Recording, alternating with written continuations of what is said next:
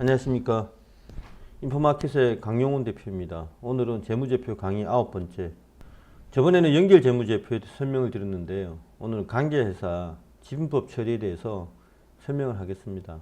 이게 이제 지분율을 가지고 있는 자회사가 있다 이겁니다. 지분율이 50%를 넘어가거나 30%를 넘는데 지배력을 행사할 수 있다 모회사가, 이런 경우에는 자회사를 종속회사로 생각한다고 했습니다.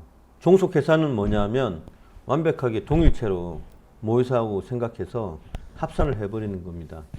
근데 이제 이 종속회사의 지분율이 50%다 이러면은 자회사의 이익 중에서 영업이익이나 당기순이익 중에 딱 50%만 가져와서 계산을 합니다. 그게 이제 지배지분이익이라고 하는 거거든요. 그런데 이제 지분율이 50%가 안 된다. 물론 30%가 넘을 때 중요한 지배력을 행사하면 종속회사로 여깁니다만, 지분율이 20% 이상인데 30%가 안 되는 경우에는 어떻게 하느냐.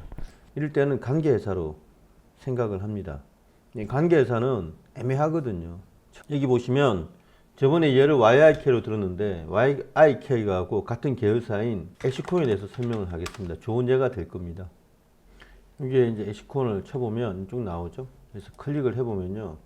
지난해 보면 매출액은 912억이고 영업이익은 103억이 나왔습니다. 당기순이익은 152억이 나왔죠. 보이시죠? 네. 종목 분석을 클릭하면 재무 분석이 나옵니다. 여기 보이실 텐데 여기 클릭을 하시면 쭉 내려보시면 포괄손익계산서가 나올 겁니다. 그죠? 그래서 이 클릭하면 쭉 내려보시면 매출액하고 이런 게 쭉 나옵니다. 당연히 지난해 매출액은 아까 911억이라고 말씀드렸고 영업이익은 당연히 102억이었고요. 당기순이익은 152억이었습니다. 이건 일치하는데요. 여기서 한번 보세요. 이게 연결재무제표일 거니까 지배지분이익을 한번 보겠습니다. 그러면 이게 어떻게 된 일일까요?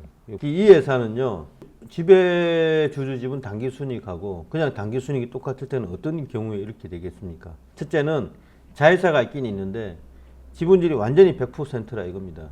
그래서 당기순이익 자체가 연결순이익이니까 이 회사 100%니까 뺄 것도 없이 그냥 152억 똑같다 이겁니다. 이렇게 가정이 하나 가능하고요. 또 한 가지는 아예 종속회사가 없다 이겁니다. 이 회사는 제가 찾아보면 종속회사가 있습니다.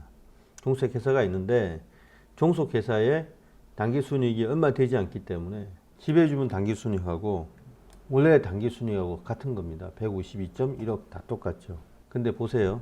여기 보시면 영업이익이 어떻게 됩니까? 102억이죠. 그 다음에 당기순이익이 152억이었습니다. 영업이익하고 당기순이익이 왜 이렇게 차이 나냐면요. 이 회사는 샘CNS라는 회사를 24.05% 지분율을 가지고 있습니다. 아까 30%가 안 되면 종속회사는 분류하지 않는다고 하는데 어떻게 하냐면 관계회사로 분류를 합니다. 그래서 샘CNS의 당기순이익에 24.05%를 곱한 만큼을 이 모회사인, 어쨌든 모회사는 모회사입니다. 엑시콘에 당기순이익에 합산을 해주는 겁니다. 그럼 영업이익은 합산을 하지 않냐? 합산을 하지 않습니다.